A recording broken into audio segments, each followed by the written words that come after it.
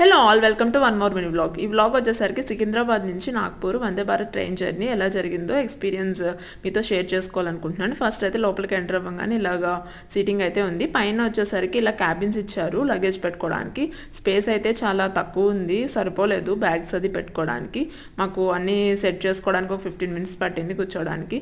సికింద్రాబాద్ నుంచి ఇది 1కి అయితే స్టార్ట్ అవుతుంది ట్రైన్. ఈవినింగ్ మనకి 8:15 అవుతుంది నాగ్పూర్ రీచ్ అయ్యేసరికి, ఎందుకంటే కొంచెం 15 మినిట్స్ డిలే ఉంది ట్రైన్ అయితే. లంచ్ వచ్చేసరికి 1కి ఇలా పన్నీర్ కర్రీ, దాల్ ఫ్రై, ఇంకా పొటాటో ఫ్రై ఇలా ఇచ్చారు.